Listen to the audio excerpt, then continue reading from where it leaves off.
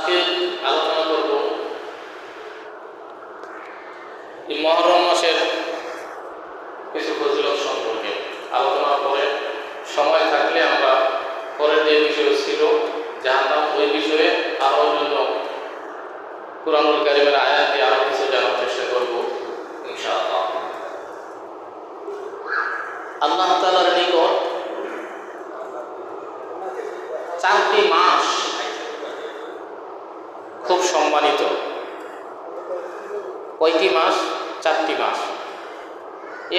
এক নম্বরে তো আছে রমজান মাস, এটা ছাড়াও রমজান মাস তো সবার ঊর্ধ্বে। এছাড়াও আরও 4টি মাস এরকম আছে, এই মাসগুলো আল্লাহ তাআলার নিকট কি সম্মানিত, যেটা কি কুরআনুল কারীমের ভাষায় বলা হয় আরবাআতুল হুরুম, 4টি সম্মানিত মাস। আর সেই 4টি মাস কোন 4টি মাস? ধারাবাহিকভাবে 3টা, জিলকদ, জিলহজ এবং এই মুহররম এবং রমজানের পূর্বে রজব। জিলকদ, জিলহজ, মুহররম, রজব, এই 4টি মাসের ব্যাপারে আল্লাহ বলছেন আরবাআতুল হুরুম। আল্লাহ তাআলা পবিত্র কুরআনুল কারীমের সূরাতুল আরাফে বলেন যে ইন্না ইদ্দাতাশ শুহুরি ইনদাল্লাহি 12 শাহরান ফি কিতাবিল্লাহ ইয়াওমা খালাকাস সামাওয়াতি ওয়াল আরদা মিনহা আরবাআতুন হুরুম। যে নিশ্চয়ই আল্লাহ তাআলা গণনা করার জন্য গণনার দিক দিয়ে 12টি মাস আল্লাহ তাআলা নির্ধারণ করে রেখেছেন। কখন থেকে? আসমান জমিন যখন সৃষ্টি করছেন তখন থেকেই। তার মধ্য থেকে আরবাআতুল হুরুম, 4টি মাস খুব সম্মানিত। মিনহা আরবাআতুল হুরুম যালিকা দীনুল কাইয়্যিম, এটাই সঠিক এবং সঠিক ফয়সালা, প্রতিষ্ঠিত একটা ফয়সালা আল্লাহ তাআলা। পূর্বেকার যুগে, প্রাথমিক যুগে ইসলামের এই 4 মাসে আগে যুদ্ধ করা নিষিদ্ধ ছিল। এই 4 মাসে সম্মানিত করার পরবর্তীতে এই 4 মাসও মুশরিকদের বিরুদ্ধে যুদ্ধ করার কি ফয়সালা আল্লাহ তাআলা দিয়ে দিয়েছেন। সেই কথার পরবর্তী আয়াতে আল্লাহ বলেছেন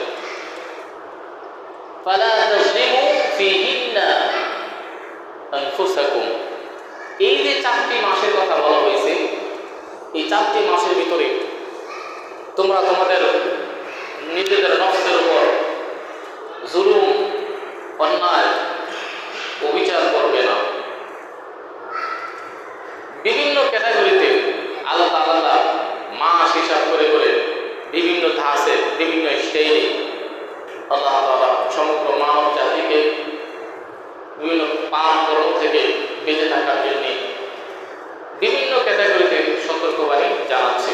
তেমনি একটা সতর্কবাণী এখানে যে বিশেষ করে এমনিতে সবসময় অন্যায় পাপ কাজ থেকে বেঁচে থাকবে, বিশেষ করে এই যে 4টি মাস, এই 4 মাসে কি করবে না? অন্যায় অবিচার করবে না। ফালা তাযলিমু আনফুসাকুম, ফালা তাযলিমু ফীহিন্না আনফুসাকুম। এই 4 মাসের ভিতরে তোমরা অন্যায় অবিচার করবে না। বেশি বেশি করে এই 4 মাসের, বিশেষ করে এই মুহররম মাসের সবচাইতে 2টি গুরুত্বপূর্ণ ইবাদত, সেটি হলো নফল রোজা রাখা এবং আল্লাহর নিকট নিজের জীবনের যাবতীয় পাপ থেকে ক্ষমা চাওয়া। এই 2টি কাজ সবচাইতে শ্রেষ্ঠ এই মুহররম মাসে। তো আল্লাহ বলেন ফালা তাযলিমু ফীহিন্না আনফুসাকুম ওয়া কাতিলুল মুশরিকিনা কাফাতান কামা ইউকাতিলুনাকুম কাফা। তোমরা মুশরিকদের বিরুদ্ধে দলবদ্ধভাবে জিহাদ করো, যুদ্ধ করো, তাদের মুশরিকি কার্যক্রম বন্ধ করার জন্য দলবদ্ধভাবে নেমে পড়ো, চেষ্টা করো। ওয়া কাতিলুল মুশরিকিনা কাফাতান কামা ইউকাতিলুনাকুম কাফা, যেমনিভাবে মুশরিকরাও দ্বীন ইসলাম, মুসলমান মুসলমানদের ইমানি চেতনা, মুসলমানদের তাকওয়া পরহেজগারিকে দমিয়ে দেওয়ার জন্য তারাও দলবদ্ধ কি করবে, সময়ে সময়ে যুগে যুগে কি করবে, চেষ্টা করবে। তারা যদি এটা করতে না পারে, এই মুশরিকদের বিরুদ্ধে তোমরা কি করো, দলবদ্ধভাবে ঝাঁপিয়ে করো। আল্লাহর নির্দেশ, ওয়াকাতিলুল মুশরিকিনা কাফাতান কামা ইউকাতিলুনাকুম কাফা ওয়া'লামু আন্নাল্লাহা মা'আল মুত্তাকিন। আর জেনে রাখো, নিশ্চয়ই আল্লাহ তাআলা কিন্তু মুত্তাকি পরহেজগার, এই পৃথিবীতে আল্লাহকে ভয় করে যারা চলে, ওয়া'লামু আন্নাল্লাহা মা'আল মুত্তাকিন, এরকম মুত্তাকিদের সাথেই কিন্তু আল্লাহ আছেন।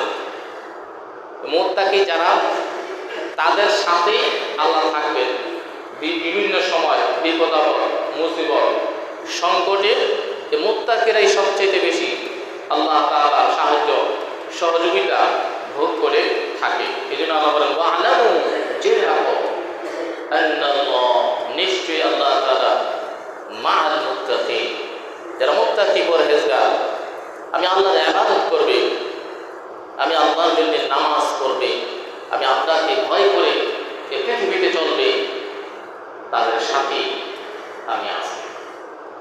তো এই মাসের যে রোজা,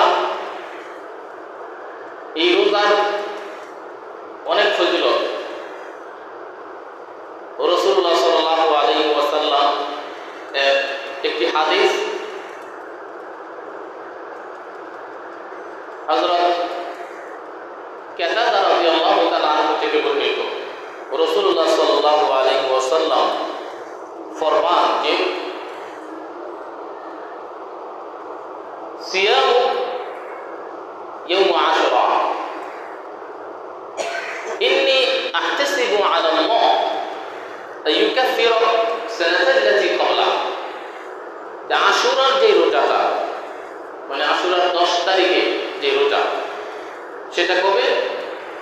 আজকে শুক্রবার, আগামীকাল, আজকে 8 তারিখ, মুহররম মাসের কয় তারিখ আজকে? 8 তারিখ, আগামীকাল 9 তারিখ, রবিবারে 10। তাহলে রবিবারে কি এই আশুরা রোজাটা পড়ে? তো এখন রোজাটা, এই রবিবারের রোজাটার কথা বলা হয়েছে, কিন্তু অন্যান্য হাদিসের বিভিন্ন ক্যাটাগরির ব্যাখ্যা অনুসারে বোঝা যায় যে একটা রোজা রাখার চেয়ে যদি 2টা রোজা রাখা হয় তাহলে উত্তম বেশি বেশি হয়েছিল। তাইলে কেউ যদি এই রোজাটা রাখতে চান, তাহলে কি করবেন? আজকে রাত্রে খেয়ে কালকে রোজাটা রাখবেন, পরে রবিবার রাখবেন 2টা, অথবা রবিবারে বা সোমবারে মিলিয়ে আগ পিছে, মানে রবিবারে আগে বা পরে একটা করে মিলিয়ে 2টো রাখবেন। ঠিক আছে? কেন 2টোর কথা বলা হয়েছে, এটার হাদিস আছে, একটা আমি বলবো পরে। তো আহতাসিবু আলা আল্লাহ আইয়ুকাফিরা সানাতাল্লাতী ক্বাবলাহু, রাসূলুল্লাহ সাল্লাল্লাহু আলাইহি ওয়াসাল্লাম তিরমিজি শরীফের হাদিস বলেন যে, কেউ যদি এই মুহররম মাসে যে রোজাটা আছে, এটা যদি রাখে, এর ফলে কি পাবো আমরা, কি পাবো আল্লাহর পক্ষ থেকে? তো রাসূলুল্লাহ সাল্লাল্লাহু আলাইহি ওয়াসাল্লাম ফরমান যে, আমি ধারণা করি, আমার ধারণা, আমার সে আত্মবিশ্বাস আছে যে ইমানদার মুমিন বান্দা বান্দীরা যখন এই মুহররম মাসের এই রোজাটা রাখবে, তার পূর্বের 1 বছরের গুনাহ, সগীরা গুনাহগুলো আল্লাহ তাআলা কি করে দিবেন? মাফ করে দিবেন। সুবহানাল্লাহ। পূর্বের 1 বছরের গুনাহ কি হয়ে যাবে? মাফ হয়ে যাবে। কোন রোজা রাখলে? এই আশুরা রোজাটা রাখলে। এছাড়াও আশুরার এই মুহররম মাসের পুরো মাসটাই ফজিলতপূর্ণ। এই পুরো মাসেও যদি কেউ ফাঁকদা সময় সময় রোজা রাখতে পারে, সেটা উত্তম হবে। কেননা রাসূলুল্লাহ সাল্লাল্লাহু আলাইহি ওয়াসাল্লামের আরেক হাদিস আবু হুরায়রা রাদিয়াল্লাহু তাআলা আনহু থেকে বর্ণিত।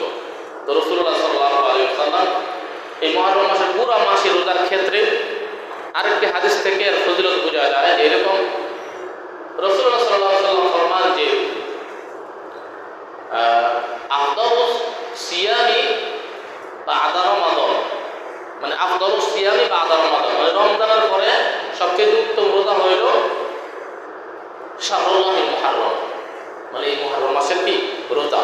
এটা কিন্তু একটা রোজার কথা বলা হয় না, এটা যে কোনো দিন রোজা সে রাখবে, অন্য মাসের তুলনায় কি এটা ফজিলত বেশি পাবে, কিন্তু রমজানের পরেই এই রোজাটা কি, এই মাসের রোজাটা কি ফজিলত বহন করে নফল রোজা, নফল ক্যাটাগরির ক্ষেত্রে। ও আফদালুস সালাত, এই হাদিসের সাথে আরেকটা কথা যুক্ত করছেন যে আফদালুস সালাত, আর নামাজের মধ্যে আফদালুস সালাত বাদাল ফারিদা, ফরজ নামাজের পরে উত্তম নামাজ হইল, ফরজ নামাজের পরে আমরা যে 5 ওয়াক্ত নামাজ পড়ি, ফজর, জোহর, আসর, মাগরিব, ইশা, এটা তো আল্লাহর ডিউটি, হুকুম, এটা তো পালন করতেই হবে। এই 5 ওয়াক্ত নামাজ মিস করা, ছেড়ে দেওয়া, ছাইড়া দেওয়া পৃথিবীতে আল্লাহর জমিনে আসমানের নিচে কোনো অজুহাত নাই, এর কারণে সে নামাজকে কি করে দিতে পারবে, ছেড়ে দিতে পারবে। শুধু দুটি কারণে সে কাজা করতে পারবে, একটা হইল সে ভুলে গেছে নামাজের কথা, আর একটা হইল ঘুমিয়ে আছে, স্মরণ নাই, তখন সে সাথে উঠে নামাজটা কি করে নেবে, কাজা করে নেবে। এরপরে যত কাজ থাক, যত সুস্থ থাকে, আপনি দাঁড়িয়ে নামাজ পড়তে পারেন না, বসে হলেও পড়তে হবে, বসে হলেও পড়তে হবে।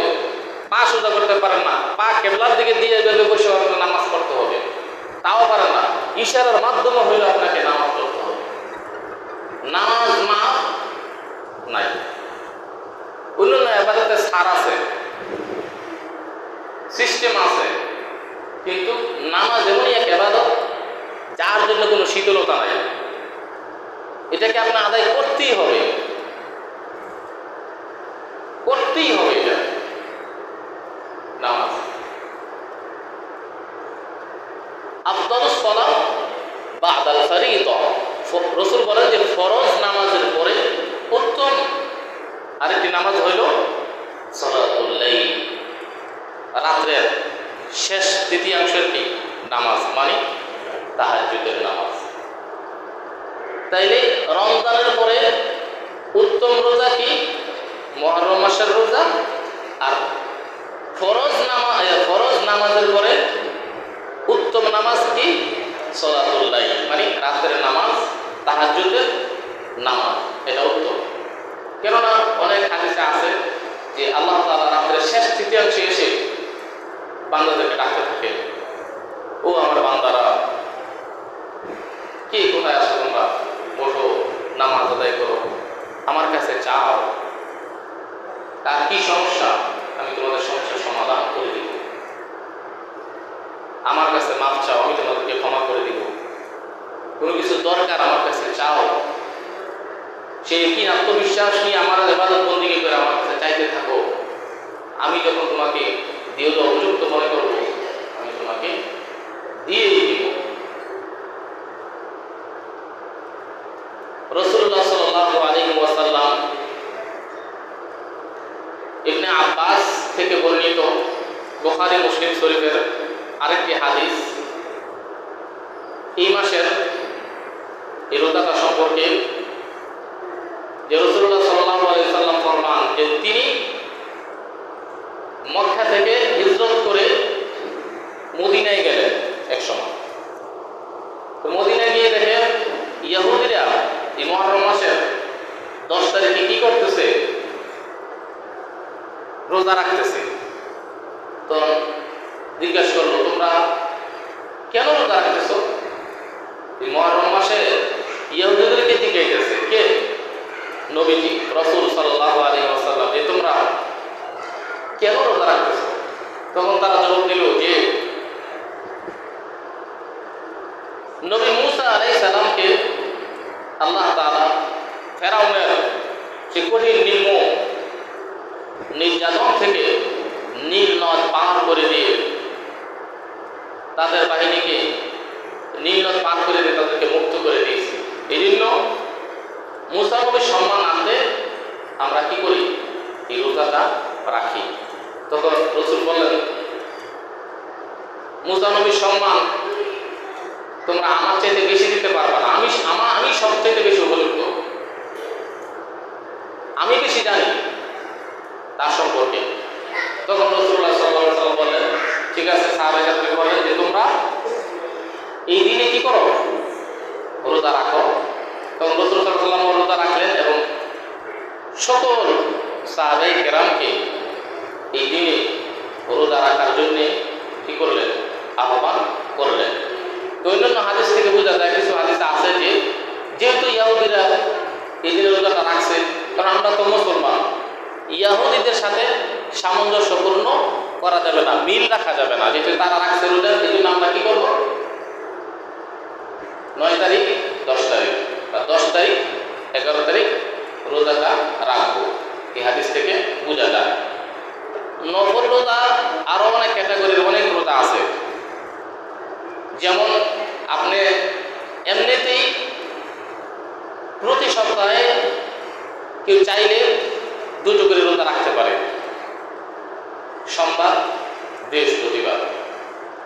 অনেকের স্বাস্থ্যের অনেক সমস্যা, আপনি ধরেন হাই প্রেশার, ডায়াবেটিস, গ্যাস্ট্রিক, বিশেষ করে এই যে 3টা রোগ, এটার জন্য 100% কার্যকারিতা সে উপকার পাবে রোজা রাখলে,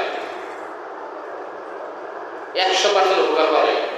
যদি মাঝে মাঝে সে কি করতে পারে, এই 3টা রোগের জন্য, গ্যাস্ট্রিক, আলসার ও ডায়াবেটিস এবং হাই প্রেশার, এগুলোর জন্য আস্তে আস্তে এগুলো কন্ট্রোল হয়ে যাবে। সে যদি খাবার দাবার, তৈলাক্ত খাবার দাবার বাদ দিয়ে তেলটা ভালো তেল ব্যবহার করে, সরিষার তেল খায়, সয়াবিন তেল ব্যবহার না করে, তো এই রোগগুলা আস্তে আস্তে কী হয়ে যাবে? কন্ট্রোল হয়ে যাবে। এবং শাকসবজি যদি সে একটু বেশি করে খায় আর মাঝে মাঝে কী করে রোজা রাখে, তার শরীরে কঠিন রোগ বাসা বাঁধবে না, বাসা বাঁধতে দিবে না।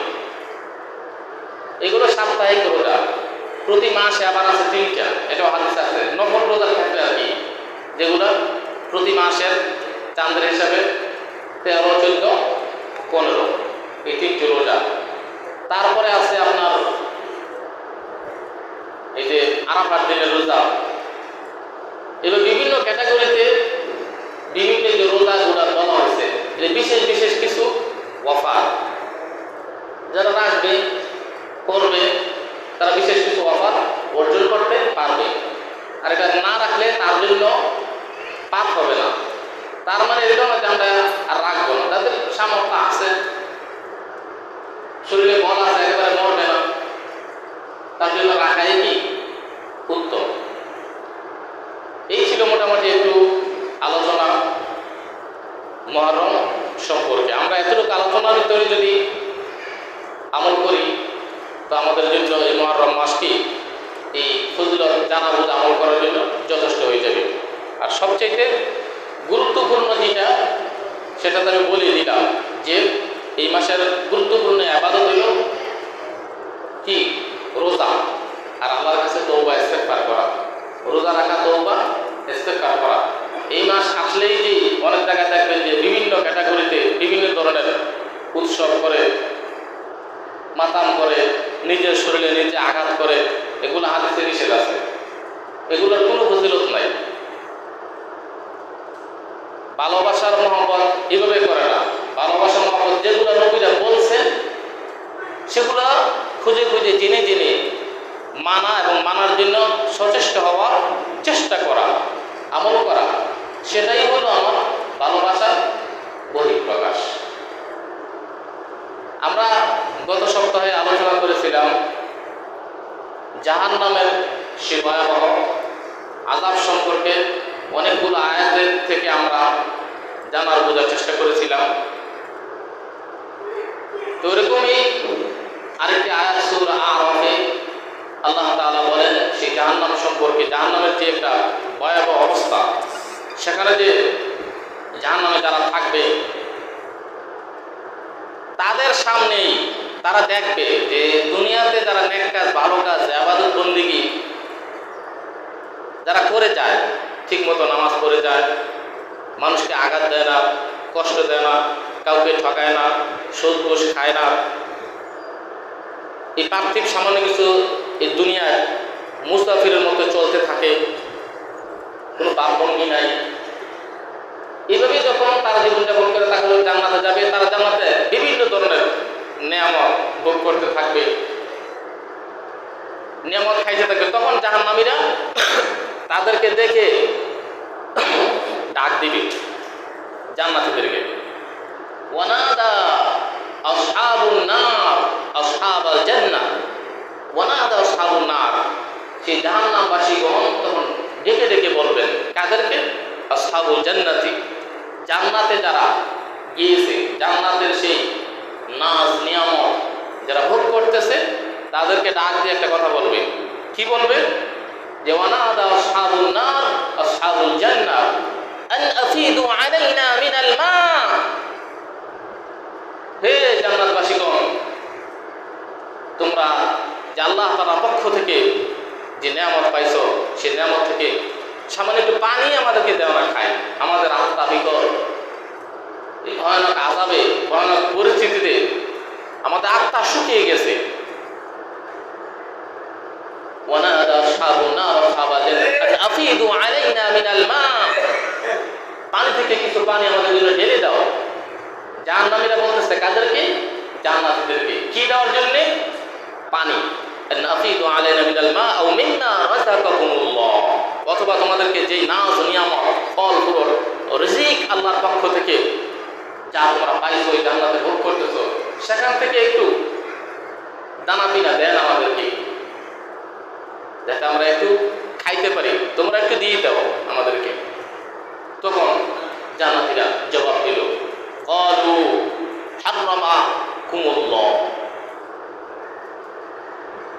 আল্লাহ তাআলা তোমাদের জন্য এই উভয়টা, খানা পিনা, পানি জাতীয় জিনিস এবং খাবার জাতীয় জিনিস, এই দুটো জিনিস আল্লাহ তাআলা তোমাদের জন্য কি করে দিয়েছে? হারাম করে দিয়েছে, তোমাদেরকে দেওয়া যাবে না। আফিদু আলাইনা মিনাল মা আও মিম্মা রাযাকাকুমুল্লাহ ক্বালু ইন্নাল্লাহা হাররামাহুমা আলাল কাফিরিন, যারা অকৃত্য হয়ে কুফরি করে আল্লাহর বিধান না মেনে আজ এই জাহান্নামে তোমরা আসছো, তো তোমাদের জন্য আজকে নাজ নিয়ামত, পানি এবং খাবার দাবার তোমাদের জন্য চিরতরে বন্ধ করে দিয়েছেন, হারাম করে দিয়েছেন আল্লাহ তাআলা। আল্লাযীনা ইত্তাখাযু, তারপরের আয়াত, আল্লাযীনা ইত্তাখাযু দীনাহুম লাহওয়া ওয়া লাইবা ওয়া গাররাতহুমুল হায়াতুদ দুনিয়া, তাদের জন্যই তো আল্লাহ তাআলা এই পানি এবং ফল ফুল খাবার দাবার বন্ধ করে দিয়েছেন। কাদের জন্য? আল্লাযীনা ইত্তাখাযু দীনাহুম লাহওয়া, যারা তাদের দ্বীন ইসলাম ধর্মকে খেল তামাশার বস্তু বানিয়ে ফেলেছে, খামাখা একটা জিনিস মনে করছে, আমার মন চাইছে এটা ইসলাম বিরোধী কাজ, এই কাজটাতে অন্যায় হইতেছে, পাপ হইতেছে, বাস সে হাসি তামাশা করতে করতে খেয়াল তামাশাই করে দিয়েছে তারা। আল্লাযীনা ইত্তাখাযু দীনাহুম লাহওয়া ওয়া লাইবা ওয়া গাররাতহুমুল হায়াতুদ দুনিয়া ওয়া গাররাতহুমুল হায়াতুদ দুনিয়া, এই পার্থিব দুনিয়ায়, এই দুনিয়ার চাকচিক্য, এই পৃথিবীর পার্থিব দুনিয়ায় তাদেরকে ধোঁকায় ফেলে দিয়েছে। সেই ধোঁকায় পড়ে তারা আমাকে ভুলে গেছে, আমার ইবাদত বন্দেগী তারা কি করে দেয়। এই জন্যেই আজকে তাদের জন্য এই খানা পিনা সবকিছু কি করা হয়েছে? হারাম করে দেওয়া হয়েছে। আল্লাযীনা ইত্তাখাযু দীনাহুম লাহওয়া ওয়া লাইবা ওয়া গাররাতহুমুল হায়াতুদ দুনিয়া, এই পার্থিব দুনিয়ায় তাদেরকে ধোঁকায় ফেলে দিয়েছে।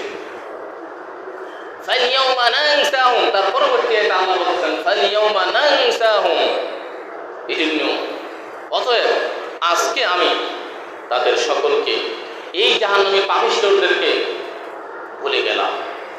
ফালইয়াউমা নানসাহুম কামা নাসু লিকা ইয়াউমিহিম হাযা, যেমনি ভাবে তারা পৃথিবীতে আমি আল্লাহকে ভুলে গিয়ে, আমি আল্লাহ তাআলার বিধান নামাজ না পড়ে তাদের মন চাই জিন্দেগি তারা কাটিয়ে দিয়ে আমাকে ভুলে ভুলে তারা তাদের এই 70, 80, 50, 60 বছর জীবন তারা কাটিয়ে দিয়েছে।